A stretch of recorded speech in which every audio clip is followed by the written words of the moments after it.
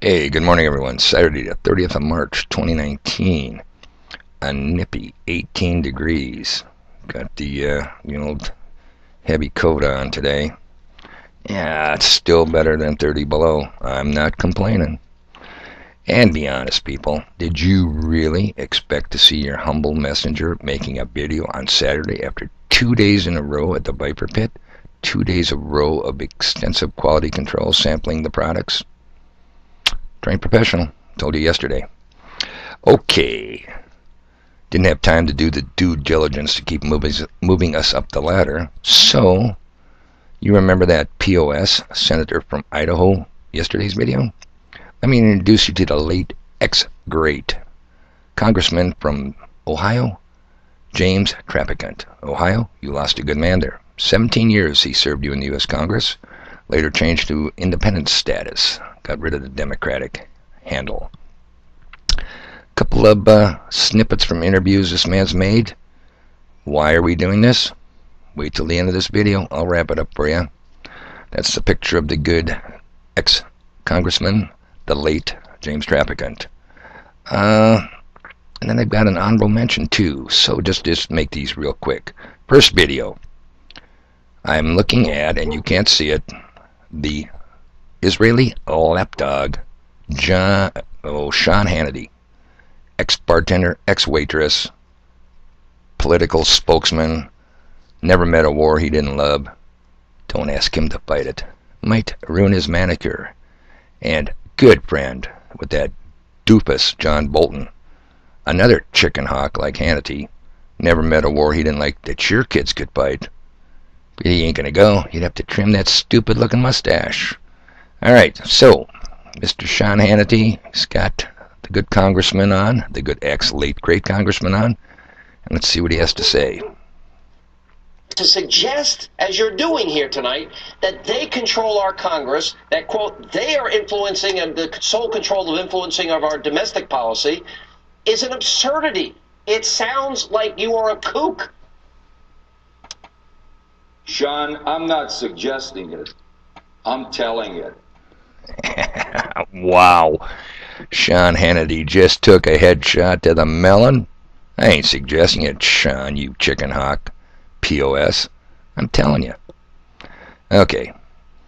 Then he had an interview one time with Greta Van Suskin, or whatever her name is. You know, another one of the big names on fake Fox News. Let's play a little bit of that. Okay. When I made that statement, you didn't see me on TV no more. I believe that Israel has a powerful stranglehold on the American government. They control both members of the House and the Senate. They have us involved in wars of which we have little or no interest. Our children are coming back in body bags. Our nation is bankrupt over these wars. And if you open your mouth, you get targeted. And if they don't beat you at the poll, they'll put you in prison. Okay. Just a couple of snippets from him. Now, I did say we have an honorable mention. Her name was Cynthia McKinney, first black congresswoman to serve in Georgia. All right, Cynthia, let's give you a shout out here. And here we go. Assaulted by the presence of the pro-Israel lobby to such an extent. Physically assaulted? Well, politically assaulted. Okay. To such an extent that my father had to ask the question publicly, what does Stone Mountain, Georgia have to do with Israel? What? Hey, I asked that question too. Look at the good congresswoman here, former congresswoman. Yeah, I'm representing my people in Stone Mountain, Georgia. I'm not a congresswoman for Israel. What I was doing was servicing the needs of my constituents. And I was not allowed to do that because I did not toe the line on U.S. policy for Israel. Sickening, people. You have to admit it's sickening. Congresswoman wants to serve her constituents. Can't do it. She goes on further. You have to sign a pledge. If you don't sign a pledge to support Israel, if you don't sign a pledge to help move the capital or the embassy to Jerusalem, and on the list goes, you don't get the money. You don't get the campaign funds. And worse, if you do get elected, you're not going to stay around long because the influential Israeli money, AIPAC, is going to go to your opponent, somebody who will take the pledge. Dave, where are we going here and why? I want to show you people how hopeless it is. They're bought and paid for, both sides, both House and Senate. You've got Israel's best president in the White House. Oh, well, Dave, if you don't like it, why don't you run for office and change it? You haven't got a chance, people. I don't, you don't. That's how hopelessly screwed we are. And just to throw a little more evidence, put it in our faces, so to speak, let me go over here to an article from Veterans Today. And here's the headline. U.S. General Clark. U.S. troops prepared to die for Jewish state. It's a short article. I'm just going to read it to you. Will you send your children to die for Israel, a country of 8 million people halfway around the world that says nothing to us about our lives in the USA?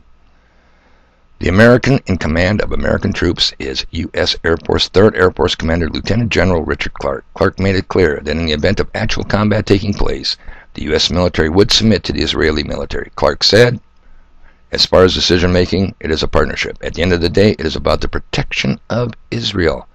That is the job of our military, the protection of Israel. Shocking.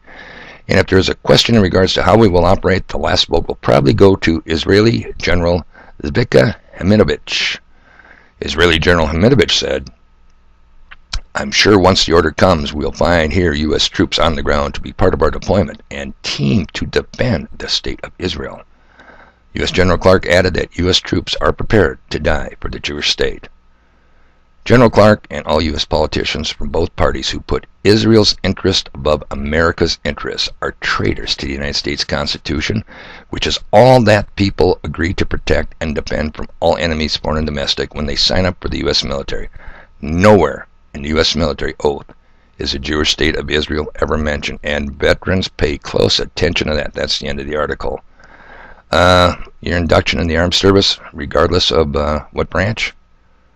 Do you remember, prior to going to boot camp, raise your right hand, repeat after me? Yeah. Protect and defend the Constitution against all enemies, foreign and domestic. Let me ask you a question.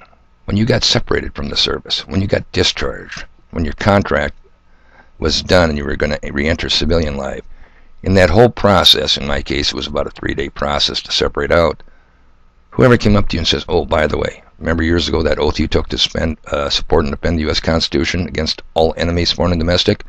You don't have to worry about it anymore. You're off the hook. Didn't happen, veterans. It's not going to happen, U.S. active duty military. You are still bound to support that Constitution and not defend Israel's interests. How would you like to be a U.S. Army or U.S. Marine Corps recruiter? Proud daddy brings his just going to graduate very soon high school son or daughter into the recruitment office, and they're going to look for their military occupational specialty. If they're going to the Navy, it'd be their Navy enlisted code. Pick up corpsman, radarman, whatever, tank driver. And then as you're ready to leave, the recruiter has to say, oh, by the way, your son and daughter, they are prepared to die for Israel, right? I mean, screw defending America and its interests. Putting in your face, people, one last time, so you clearly understand. George Carlin is right. This game is rigged. Okay, now hopefully tomorrow, which would be Sunday. Oh man, I got a lot to do. I've got stuff I gotta do. See if I can't get us back onto the rungs of the ladder. Interesting stuff. Just requires a little bit of homework of your humble, dedicated messenger. Until then, you guys have a good day. It's supposed to warm up. 18? It's not 30 below, but it's not 30 above either, people. You guys have a good one.